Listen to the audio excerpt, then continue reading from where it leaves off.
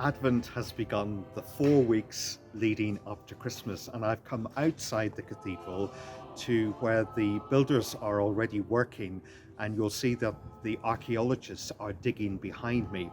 We haven't quite managed to stretch to a budget for a purple hard hat to match the colour of the season, but it's winter weather, and so Christmas is very much on the horizon.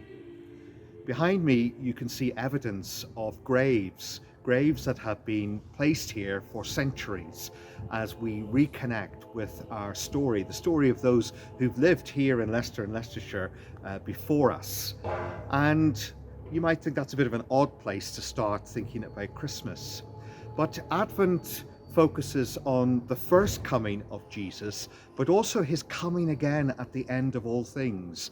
And traditionally, it's a time when we think about the four last things: death, judgment, heaven, and hell. The soil of these graves, and indeed the remains found within them, remind us all that that's where we've come from, and so back to the soil we will go. We are very vulnerable. Human life is precarious, and the impact of the pandemic continues. International politics remain uncertain, and it's generally a sense of uncertainty. It's hard to plan far into the future. But I don't think it was any different for these people who lived before us. There's always been uncertainty.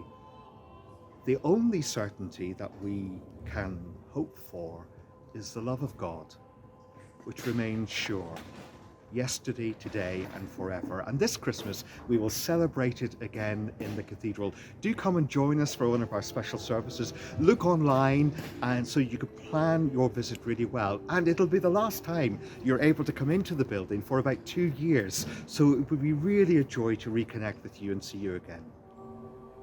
This Christmas, as we gather with our families and friends, so aware of our precariousness, I very much pray that you also will know the steadfastness of God, his love coming afresh as a tiny child in vulnerability to meet our vulnerability, the child of Bethlehem. May you know God's peace and God's love this Christmas time.